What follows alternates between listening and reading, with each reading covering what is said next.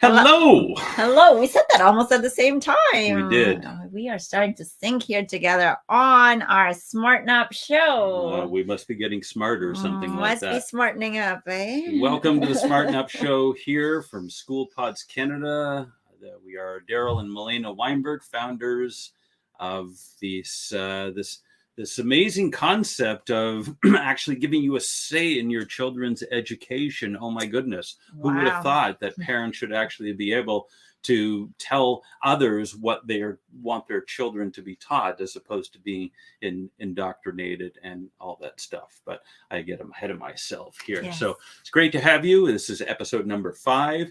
And we've got a very, I think, straightforward message to deliver tonight. We like to mix things up a little, and we like to look at all aspects of education, all aspects of parenting, but we need to zero in on something very specific tonight. And so that is the most wonderful time of the year. School's coming. I think it's the Staples commercial. It's the most wonderful time of the year. Yes, indeed. Parents Back to school. But this year it's not so wonderful, is it? No. Usually parents are literally excited about getting a little break and just kind of slowing down, having a little bit of a quiet house. And but this year, and I think this year is even more so than it's been in any of the previous years, parents are really concerned about sending their kids back to school, about what is awaiting their children and the family, really. They are nervous. We were actually just this past weekend at an education event where different alternative educators were presenting, and we found that the parents weren't even there. They're not even, I don't know, they're just hesitant to make any decision and any choice. And I think that stems from a couple of things. I think for the past few decades, increasingly parents are made to believe that they can't make good choices for their children, that they're not the experts, that the experts know better. Where did the saying go? Mom knows best or dad knows best. There was a TV show about that. Was it? Father Knows Best. Father Knows Best. That's How right. long ago was that? Oh, that was 60s, I think. Okay. So since then, I guess things will be progressing. You watch your TV. Parents are kind of silly. They don't understand what's going on. Especially fathers. And I think that really began in earnest, probably late 80s, early 90s. You had shows like Married with Children, Simpsons. The Simpsons, where the father, who's supposed to be the patriarch of the family, who's supposed to be the one who guides, directs, sets the tone, is the protector, is the provider, and he's made to look like a complete and utter buffoon. And what it has done, it has instilled within an entire generation that parents are idiots and they don't know what they're talking about. I mean, some teenagers, they don't need to be helped to think that way because they already think they know everything. Well, it's natural when children start to come of age, and, for the first 12, 13 years, they're just in absorption mode. They're just in learning mode. They're going to parrot everything that they hear. But when they hit puberty, and they've actually done studies about this, where there's literally overnight it happens, that there's this protein wash that goes through the brain, and it wipes out about 50% of their synapses. That's the brainwash that happened. Yeah. The protein wash. Yeah, no kidding. And so what it does is that while children up until that time are absorbing everything they can, what happens is that a lot of it gets wiped out. And then the core skills, and there's usually about 4 or 5 key ones for just about everybody out there. And they start to develop and grow. And that's where you'll see about that age where people start to separate themselves from the pack. So you have musicians, they will start to become the ones who actually have the musical gifting they're Yes. going to distance themselves from everybody else. Yeah. You start to see the athletes, the kids that Mm-hmm. have the athletic gifting and the Yeah. synapses that don't get Yes. wiped out, and we believe that's God's calling on their lives, Yeah. that they will start to really go far ahead in ability of everybody else. And during that time, the kids are kind of saying, they're starting to establish their own identity. Absolutely. And Yes. that identity means separating from the parents' way of thinking. And so intuitively, because of the rebellious nature, we're told That's that part of it. the Yeah. heart is deceitful above all things and desperately wicked. Who can understand it? Prophet Jeremiah said. But also, they're starting to form their own opinion. So instinctively, they're going to say, well, maybe mom and dad don't know what they're talking about. I'm not going to take everything they say at face value. So at that point, parents now have to start saying things like, because I told you so. Yes. Well, and that is a fine balance between finding their way, finding their identity, finding their voice. And this is why they're saying that really education, children are most absorb most knowledge and concept and understanding up to that age, and then actually the ability to absorb new things declines. But what happens now is more the specialization of the brain, where now you are focused and interested in one area. And even though this exploration stage could sometimes lead to children questioning what their parents are saying, questioning is not a bad thing if children are taught to respect their elders. Yes. If children understand that we can question respectfully, that and it is okay thing. It's an okay thing to do, to question, because when we question, we are to look for answers. Obviously, the motivation of questioning depends whether we just want to rebel or do we really want to understand and learn. But that is a good thing. And again, it's the values that are instilled up to that point would really determine what kind of teenagehood your children are going to have. And that's why the Bible says, train up a child in the way he should go when he's older, because there comes stages in life when they're older and there are things that start changing.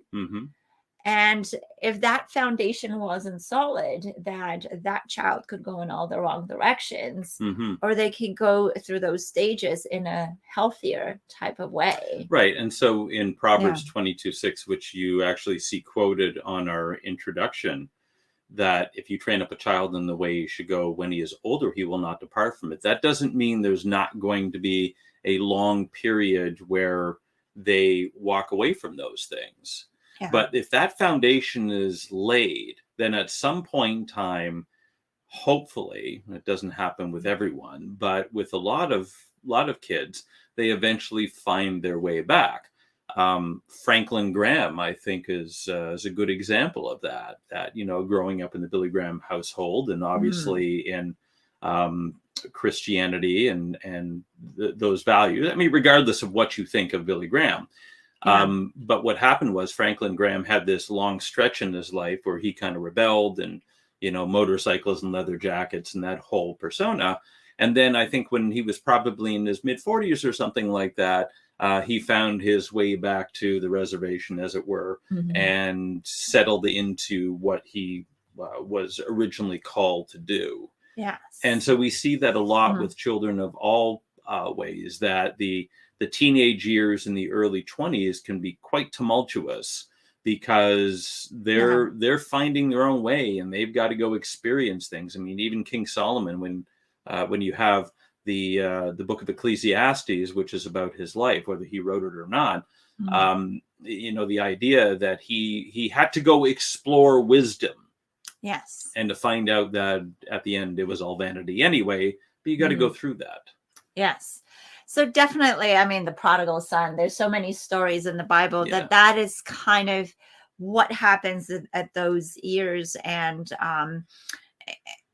so we're here to speak about how parents can guide their children and start making choices for their children and really lay those foundations we cannot protect our children from what is going on around the world fully, but we can teach them how to deal with this. And so looking at the stage in history where we are at right now, it is really has done a lot of harm. A lot of harm that all these TV shows and cultural influencers are portraying parents as those not to be listened to, which is the opposite of what the Bible says. As a matter of fact, this is everybody mentions that the only one of the 10 commandments that actually has a promise attached to the commandment is for the children to obey their parents. Honor your father and your mother. Honor your father so and mother. that you may have long life. So that you may have long life. For all the other commandments, you're just told what to do. But for this one, you're told.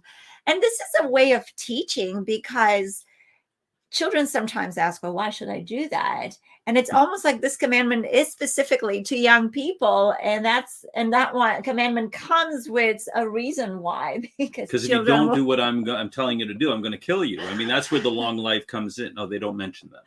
Right? No, they just know. I guess that I'm just thinking about my past and my childhood. The children will ask why. Yes. So that's the only commandment that explains why you should do that. All the other ones, you figure it out why you have to do that. Yeah, exactly. Yeah, no, it's important, because it's God honoring to honor your co-creator. Your parents are your co-creators. They're the ones who brought you into this world. Like the Cosby Show said many years ago, I brought you into this world, I can take you out. So, it's the honoring of our parents, because when we honor our parents, it's symbolic of us honoring God. Well, and it is also the order of creation, and the order, there's God, there's Messiah, and then there's what's next? Spiritual leaders. Well, you have the church in there, the assembly, and then you have parents, and then you have children. Well, you have, and then the man is also over his household, overseer of his household. But it's all a sense of responsibility, and this is where it's been turned out backwards in our society. Oh, well, a man shouldn't have authority over a woman, or make the decision. No, that's more of a responsibility rather than being the tyrant over someone. When in Ephesians chapter 5, when it says wives obey your husbands, it doesn't mean that you're under their foot. It doesn't mean that he now has the ability to boss you around like in some other cultures. What it means is that the man has the responsibility and the spiritual accountability to God for what happens in the household. When all is said and done, and we all have to stand before God in judgment for what happened in our lives, each of my family members is going to be accountable for the decisions they made. I am going to be held accountable for what happened within the household and the ultimate decisions were made, because that is the position that I was given. And so I'm going to be held responsible. So I tell people that the wife has to submit to the husband has to submit to God. We have a much higher calling in that sense. And if a man submits to God, that he will be taking good care of his wife and not be a tyrant over her, because then he's accountable how he treated her and the family that he entrusted. So and the children, parents don't provoke your children to wrath too. I mean, there's that responsibility too. I did see, it wasn't a very good humor, but it was a comic, or like a mom just kicking her kid and the kid's flying over to the school bus from the front door. It's like, oh, September is coming, and so first the children are made to believe that their parents don't know any better. But now there's these little humor and jokes where the parents will say, oh, get rid of the kids. Yeah. The propaganda is also being done on the parents, to despise the fact that they're parents, to despise the fact that they have children to take care of. It is all subliminal messages, and sometimes really overt messages. Yeah. And so and we're speaking about this because our decision-making process is really influenced by these things when it comes this time of the year. And this is why I was even joking, the whole Staples commercial about the parents going, "What's the most wonderful time of the year? Because I got to get rid of, going to get rid of my kid, and the kid's going to go in school, and I'm just going to have my life to myself."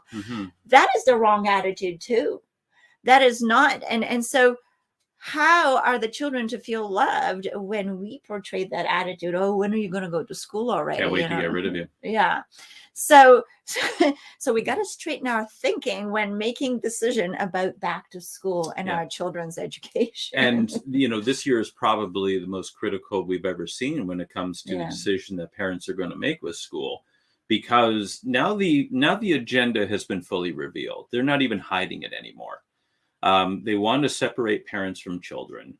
They want to teach kids that they can identify as something different than what they actually are, what they're created to be. And it's denying science. It's denying basic biology. I'm not a biologist. That was your major in university. But I still know I don't need to be like, what's her name? The Supreme Court Justice, Khadijah Brown. Where, when she was asked, "Well, what is a woman?" "Well, I'm not a biologist." You don't have to be a biologist to determine what a woman is. I'm sorry. Okay. Let's not be ridiculous about this. We all know. And so what's happening here in the schools is that the children are being indoctrinated to believe in unreality. That's what it is. Whether you can change your gender, whether you can become a furry, whether you question species. whether you can question. Did you see about that guy in Japan? No. Who he spent like $12,000 or something like that to have a life-size collie costume made so that he can actually go out as a dog and walk on all fours. Well, and unfortunately, actually, I just not long ago also saw a picture of a teacher, and I think it was a teacher here in Canada, dressed in a full animal costume. I think it was a wolf or a dog or something, in front of the kids in a classroom, teaching in that classroom. So that class has gone to the dogs. Oh, yeah, well, there you go. So what we have is a bunch of unreality. Kids are being confused. They're being abused. If you object to the LGBTQ, ABC, XYZ agenda, whatever they call it today, and it changes every day, then you are called a racist. You are called intolerant. You are called a hater. You're called misogynistic. You're called transphobe. You're called all these names, and it's divide and conquer. And so the kids that are being sent back to school are being abused. Yes, actually, I spoke to a mom today. Yeah. And she's just saying, my children they were damaged last year because they're Christian, and they chose not to send their kids on the first day of June when they introduced Pride Month. And but she said really bullying was happening throughout the school year because of their beliefs. Oh, yeah. She said we were the only Christians in the school. And I'm not saying this because I know Muslims are being picked on, or anyone who has any kind of different belief. And so children are actually dreading going back to school. So that's the other factor in this back to school decision making, is that children themselves are scarred from what has happened. So this whole inclusivity, this whole tolerance, all that is talked about, but it's not present in the schools anymore. Well, because they're redefining terms. When they talk about tolerance, what they mean is tolerance for our position, not yours. Yeah. I mean, even when you look at what's going on right now in the U.S. with Donald Trump, the charges that they continue to wrestle up against him are an absolute joke. Every legal expert is saying the same thing.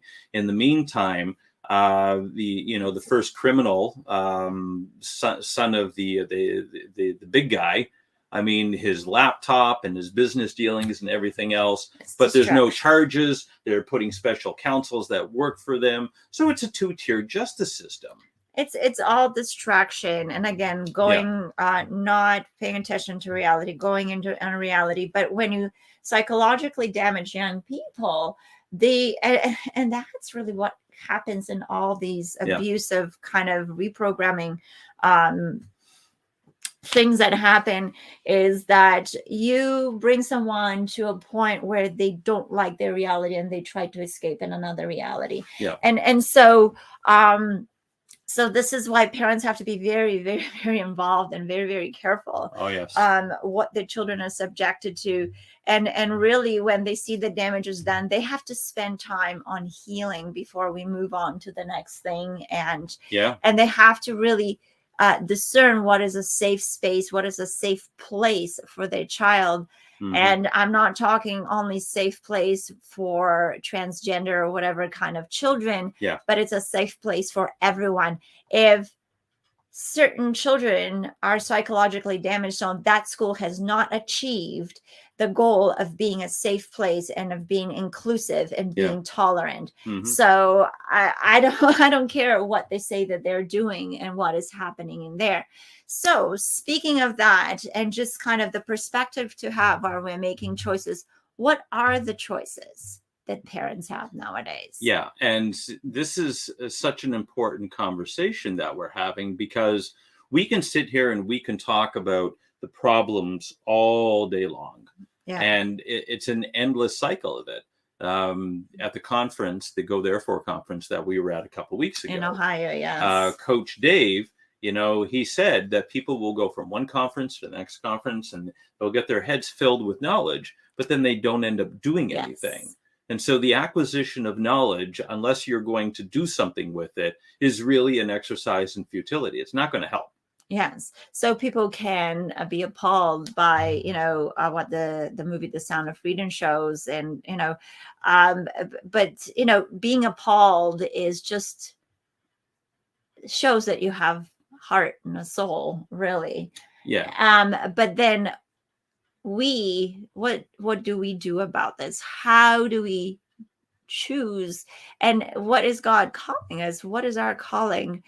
Because we can't dedicate ourselves to every cause that is out there. No. But that's the thing. And this is what I liked about that conference we attended, because every speaker said, okay, we know there's a problem. We know that we are being attacked. What are you doing about it? You can't you can't just sit. You can't just sit and say, oh, this is terrible. You have to get up off your tuchus. So parents, here's what the choices are for this year, because I'm taking notes. Yes, you have to. Yes. So as you have probably discerned from our talk so far, one of the choices is homeschooling. We believe that the parents should be the main influencers. And especially for the young little ones, they need that nurture. We spoke in a previous show that I was just shocked to find out that in the United States, women barely get any maternity leave time. It should be longer. And even, decades ago, a woman could even stay home until her children were grown. And so the mother could nurture and be there. We slowly transitioned into, what is it? The latchkey kids. Yeah. The latchkey kids, where, okay, so mom wasn't home anymore, but the kids still came home and then they had that key on their neck. How many had that? So, my mom went back to work when I was in school. But you see, that's the thing. We transitioned from mom stays home until the kids are grown. And to like, okay, you have a key and you better get home and don't go anywhere, So to now the parents don't even know. But even if kids are at home through the internet, who knows where they are. But I digress on the homeschooling. Yes. So homeschooling. You can homeschool your own children. You can, but there's plenty of resources out there. So just a little bit about homeschooling. When I left the public school system and started homeschooling our son, this whole world opened up to me. There's support groups. Every community or every region has a group that some veteran homeschool moms and dads have put together. There's even associations right now. We were actually quite amazed when we came to Niagara Falls, Niagara region here, to find out that there's a Christian homeschool group Yeah. that also has a board of directors, and they're very structured. And so some of them have evolved to the point that they're quite structured, and some of them are still kind of like spontaneously come together, but there are those groups, even to have parents to talk to. Those homeschool groups can help you with just getting the kids together and having some social time, having emotional support, because it is hard to homeschool. Some days are not as nice as others. And so there are days where parents just went, okay, we're doing Hunger Games today. That's it. Why should you got a 5-minute head start. So, and Daryl's an example of why some parents should be homeschooling because 100%. their patience is just not there, and that's not what they're meant to do. All So, right. but more push-ups. Let's go. Come on. Well, push-ups is not a bad thing, you know. Some homeschool groups do field trips and community experiences together. I know, so this homeschool group that I'm talking about here in Niagara Falls, they, even when their kids get to grade 8 and they gather a bunch of homeschool kids and they have a graduation ceremony, or the kids who graduate from grade 12. So you can make it, you can celebrate milestones together. You can, it's before COVID, we had like a gym community day and the kids were gathering in a gym. And so there's just so many things a homeschool group can do for you. Mm-hmm. From the homeschool groups, then what has come out of the next stage is co-ops, where a group of kids, parents and kids, commit to one another, learning together. So they start now communicating, and they start planning. Different parents, according to their abilities, they can teach different skills to the kids. They can teach different subjects, and so what happens is, obviously you still need to have like 1 or 2 organizers to coordinate everybody. So it becomes a little bit more structured than just the homeschool group kind of socially getting together. But it's a valuable thing. And I know that right now a lot of people are flocking to this, because a lot of parents are just, oh, I don't know how to teach this, and another parent would feel that they could. Right. Now, there's positives and negatives to each one of those choices that I'm just listing right now. But the positive part of this co-op is that parents now, as the village, take responsibility for their group of kids. You have multi-age group, so you can have different experiences, and the older ones can start teaching the younger ones. The negative aspect of that could be, of course, that as life kind of happens and parents stop finding the time to contribute and commit to that group, to the co-op, and then it becomes a U-op, and that one person leads it and does everything.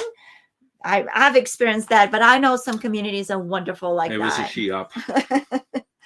Well, it's because of my gifting with children, and because I had a formal training as a teacher, and I had a lot of experience. Yeah, so it's easier to hand it off to you. I felt more comfortable. And as soon as some parents are not confident, so I said, well, I don't feel that confident. Can you do it? I'm like, okay, I didn't mind. But then I realized I wasn't doing them a favor, because then they weren't stepping up to the plate. And so, but there are some great groups that contribute to one another. And so the kids really have really enriched experience. So in a co-op, the parents still do some teaching of their own children at home, and then come together, certain times of the week. And then they do group learning, group experiences, field trips, and so forth. From the co-ops is the next hybrid that you and I kind of stumbled upon, which is the school pods. And really, I was a part of a co-op when I started taking steps towards a school pod. Right. So when I was doing that co-op with these families, at some point, some kids expressed interest in learning sign language. I don't know sign language. None of the parents knew, because obviously, if you are deaf and have a need to do it, you learn that. But we haven't had to learn that. I know a couple of Italian ones. There's a lot of gesture, but anyway, so we found a lady who taught us sign language. We hired her. Mm-hmm. We paid her money because she had a really wonderful program for the kids. They just loved learning. Some of the kids, even after taking that, they wanted to go and work with kids with disabilities, deaf kids, and it was inspirational. You want to reward people for their efforts, especially if they're providing for you what they're called to do and be. A worker is worthy of his wages. You don't muzzle the ox while it's threshing. So within the co-op environment, then I started realizing, hey, if somebody wants, some kids want to learn woodworking, so we should pay someone to do that, because there's materials and their time. They could be going out there and making money for their family instead of teaching the kids, but they're taking that time. So we need to. So that is kind of how co-op started evolving to a school pod, because when I was a teacher and then as a homeschool mom, I just looked around families, and I realized that the rise of disabled kids that have autism and just different abilities that parents, if they didn't have them themselves, they didn't know how to cater to. Right. So the parents were now struggling to meet the kids with special abilities and keep up with the needs of the other kids in the family and teach them.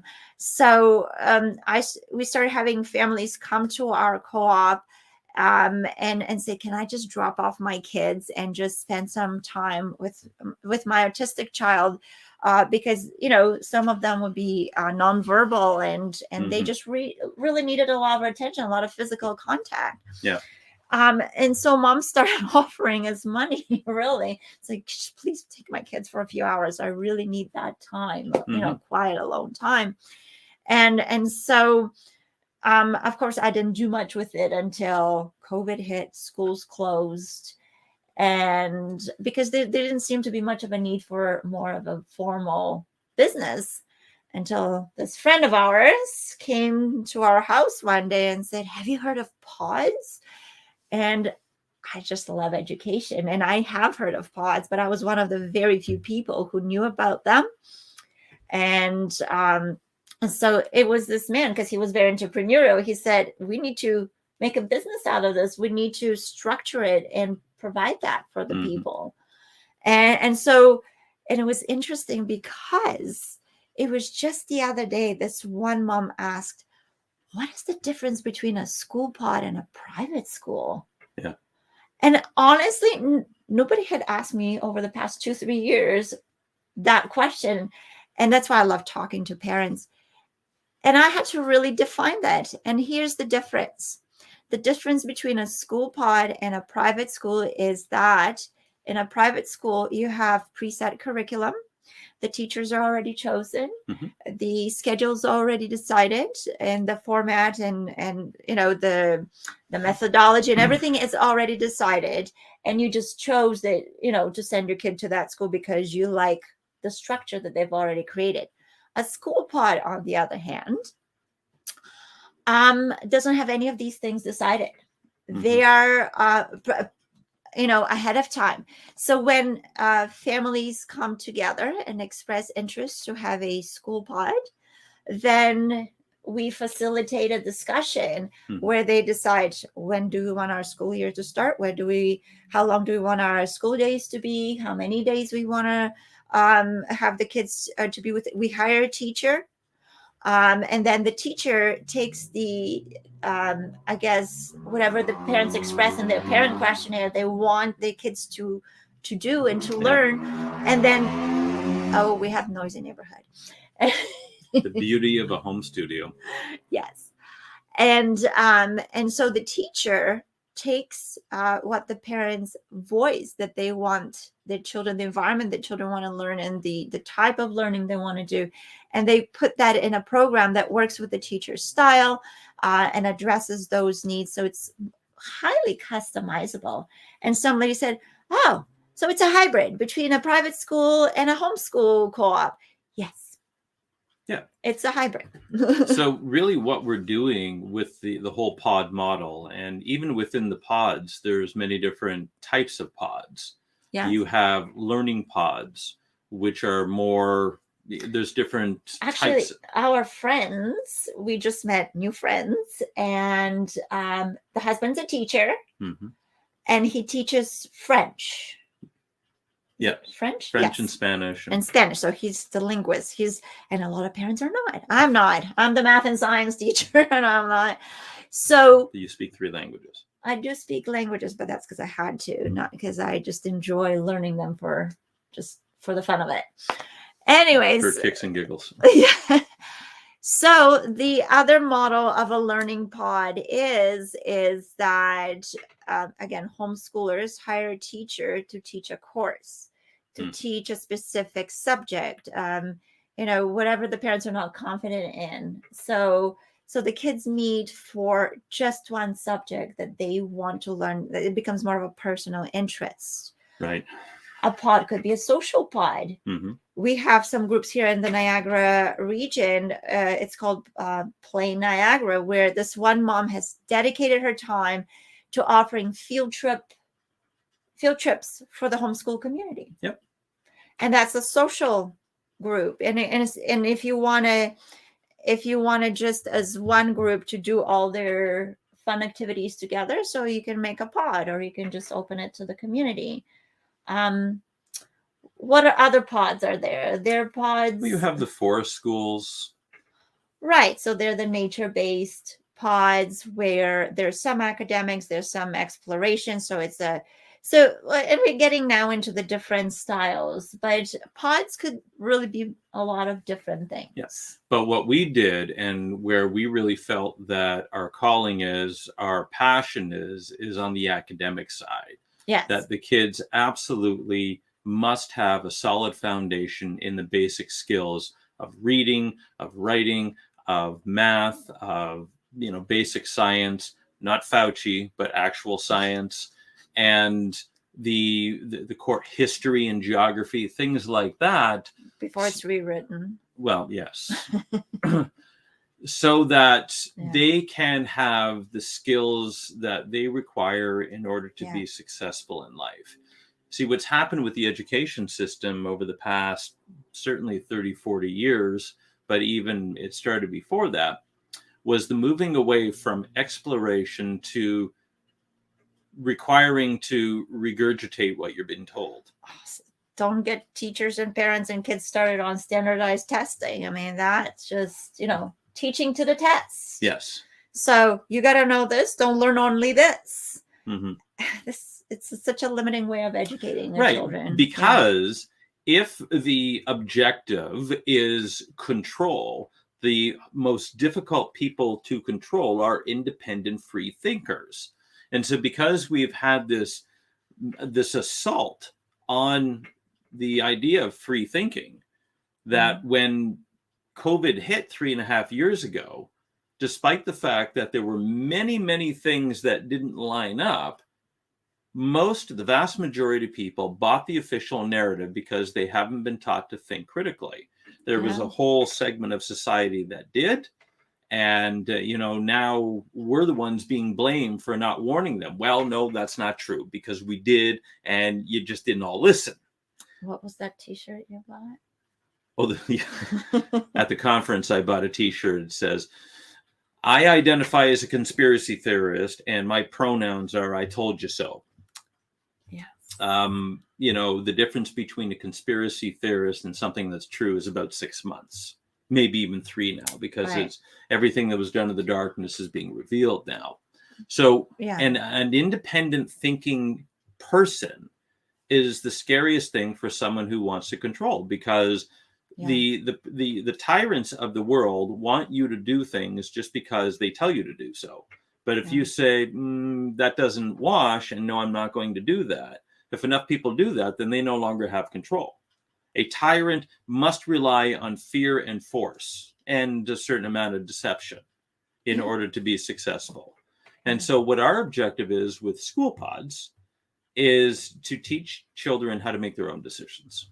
Yeah. Skills like just being literate, and then being exposed to different points of view. And that's actually one point I just want to spend a little bit of time on. When people contact us and we say that we're Christians or we're believers in the God of the Bible, and people's like, oh, I hope this is not a religious pod. And so one of the philosophies we really have had to emphasize to people is, the point of any education institution, any education place or group or whatever, is for the gaining of academic knowledge, learning skills, social skills, and life skills. When it comes to, though, things of a higher thinking, which is personal values, spirituality, even sexuality and how you view it, that's something that is up to the family to shape in the children. That is not up to the school to shape that view. And honestly, when we went to this educational expo, there are still things being offered that shape the spiritual view of children. Sure. With the differences, though, in public school, this is your only choice, and that's the only thing you're made to do. Yeah. With those is like you can decide to sign up your kid for those schools or not.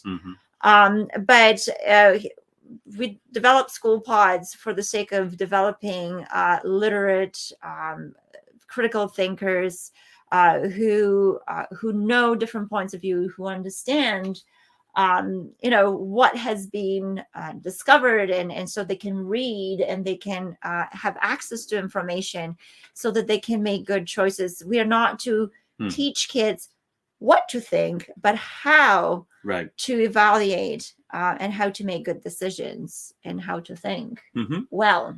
Yeah, I mean, even when you look at the name university, it is unity with diversity.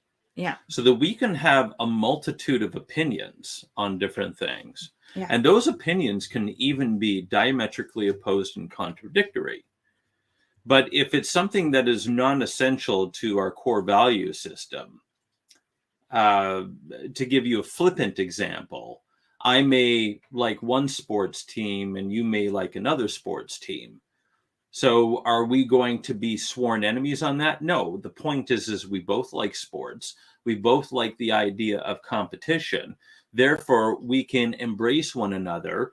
And, when my team wins and beats your team, then I can give it to you a little, but it's all in a matter of fun. I was going to say, some people take that more seriously. Well, you see, that's the tribalism that was built into the culture of professional sports and college sports, especially in the US that way, that your identity, when you really think about it, going off on a bit of a rabbit trail here, but it does tie into our point that why does it matter so much to you if your team, most of whom don't even come from where you live, like, if you look at basketball, swaps and exchanges. Well, yeah, but I mean, or baseball, a vast majority of the baseball players in Major League Baseball, they come from Latin American countries.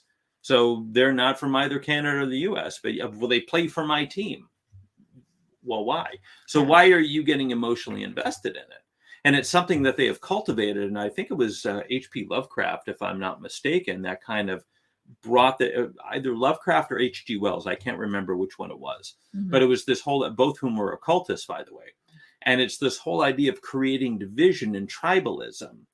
You see, nationalism is not necessarily a bad thing, but when it translates into the Italians fighting against the Argentinians in the World Cup of soccer, well, you've missed the whole point of that.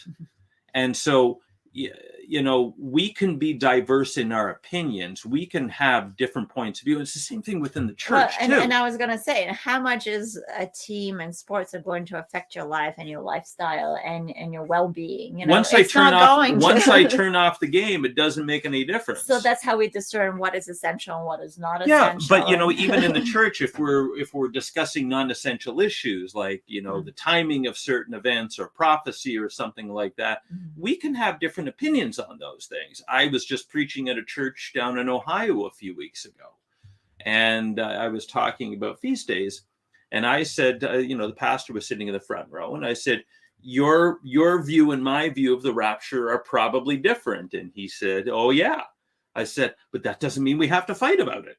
Yeah. So, this idea, and this is what's being pushed down our throats in schools, is that you are only entitled to one opinion, and that's their opinion. You're not allowed to have your own opinion. You're not allowed to think freely. And this is why this, this dog and pony show that's happening against Donald Trump now is so severe, is because Trump gave people the idea that they could actually think for themselves and they could have an opinion different from what the mainstream media and the globalists and, the corporations telling you to.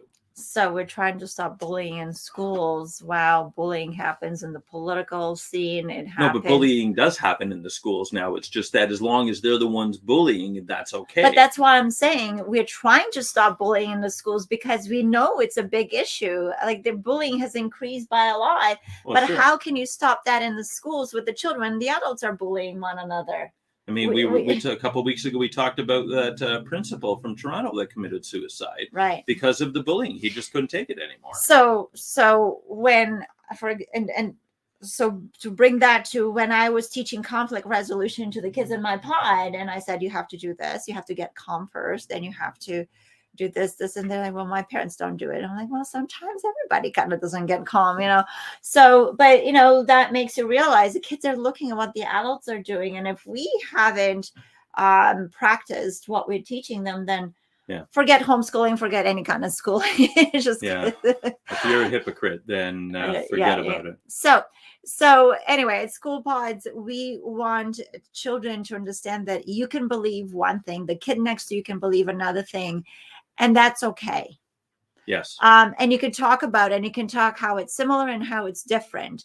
You don't have to change what you believe because the kid next to you believes something else. Right. And that is the opposite of what's happening in school. Oh, well, you don't believe this, then that's bad. You need to change. You need to go home and tell your parents they need to change their mind about it too. So we want I would love for a teacher to try that with my kid. Well, that's why your kid's not in public school. Well, exactly. Anyway, because we pulled them out. I'd be in jail. We'll pull them out before we got into trouble. So we want children to be in these pods and to feel safe, to be who they are, and not to feel like they have to change because the kid next to them is different, and to be able to talk about this in a respectful way. And, this one mom that was asking me, are your pods religious? I said, well, no, but this particular pod is going to be hosted by a church. Mm-hmm. And obviously the people who participate have to be respectful of the Christian faith. Yep. And not to be hostile to it. The way you with a different belief would expect that the Christians would, or whoever, that church will be respectful to your beliefs and not hostile. Because if you're hostile to something, then you should not be there. If you're hostile to Christianity and your pod happens to be in a church, then that is creating a conflict.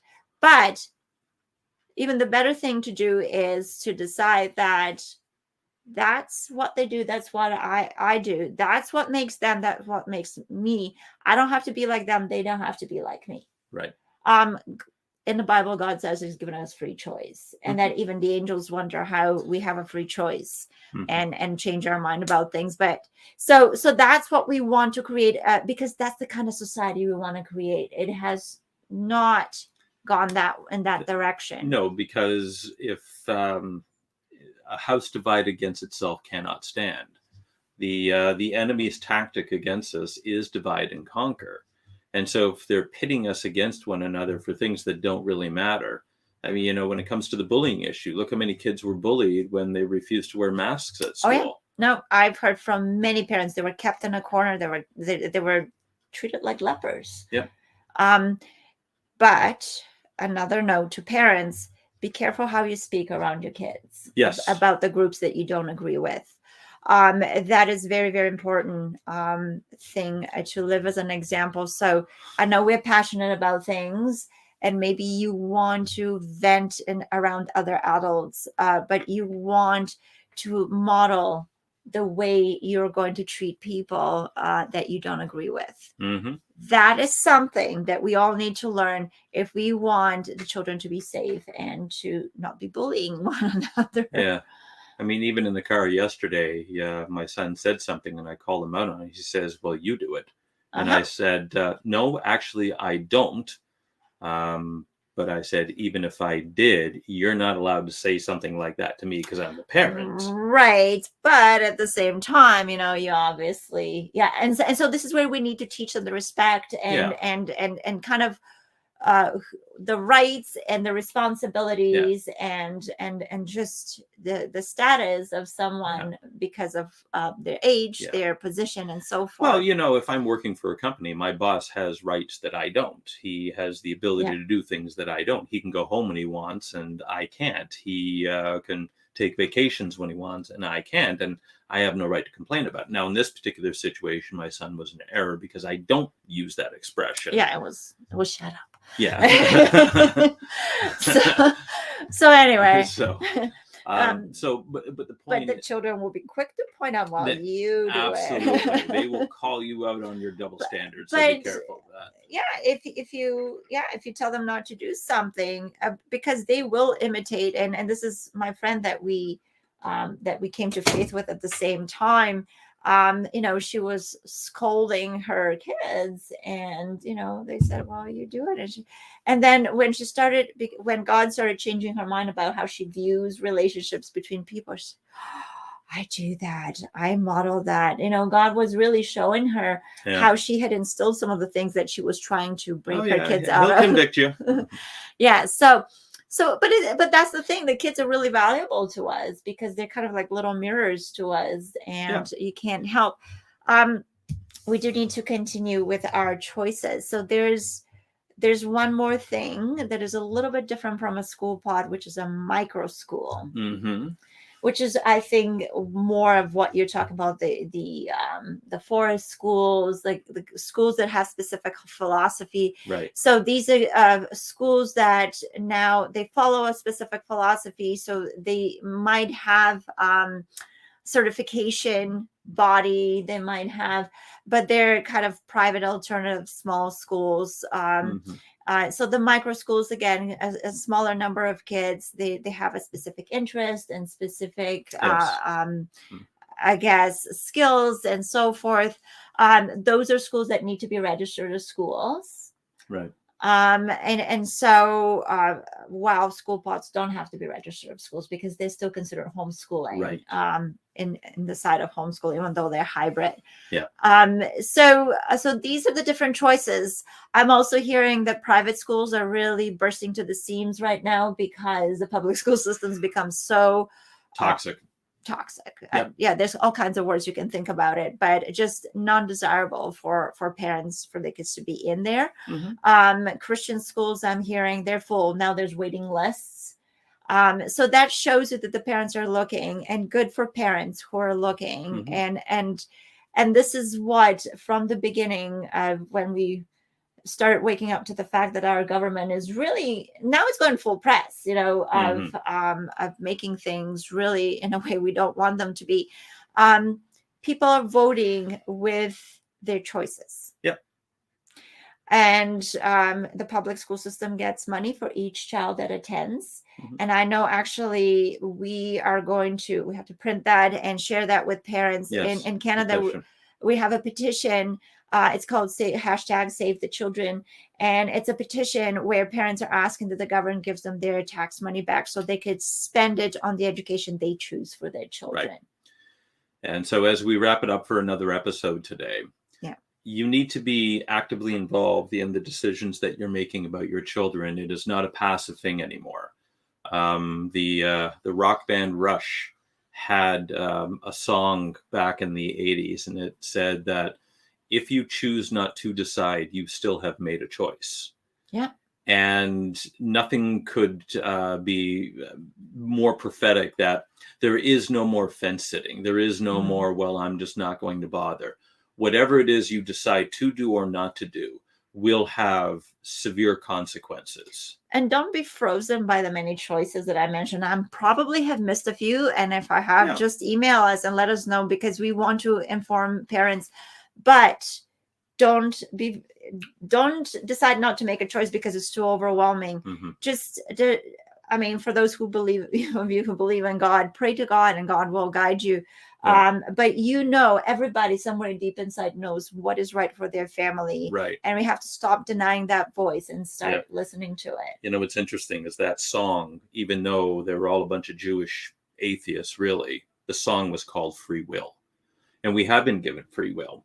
Yeah. And that free will is the greatest responsibility we've ever been given, because if you don't exercise it properly, someone is going to make choices for you. Yeah. And this is what's happening in the school system now. If you send your kid to public school, they are going to be abused. It is an abusive situation. There is no way around that. They're going to be lied to about who they are. They're going to be lied to about what choices they have. They're going to be lied to about the fact that they can hide things from you. And it is only going to lead to their destruction. So if you want to get a school pod started wherever you are, Canada, the US, you make sure you reach out to us. We would love to help you and work with you. We'll come alongside of you and make that happen. Even if you're in another country in the world, any country can have this sure format. They can. Yeah. I don't know how effectively we'll be able to manage that if you're over. We're not managing it. Then we're having regional people to manage it. But exactly. We just create more choices where you're at. Our most urgent message for you at this time is be intentional about the decisions that you make. And if you don't know what to do, as Milena said, reach out to us. And so that brings us to the end of another episode. We thank you so much for joining us on this beautiful rainy day that we've got. Yeah. And listen, smarten up, because if you don't, it's going to be bad. Have a great week, and we'll look forward to seeing you next week on this same bat time, same bat station. Yes, thanks for joining us. Bye-bye.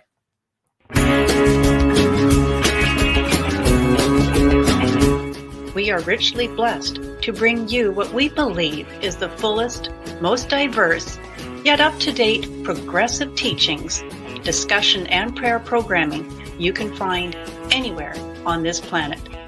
Be sure to take the tour of the MessianicLambRadio.com website. I'm Susan Hoogie, thanking you for joining us on the Messianic Lamb Video Network.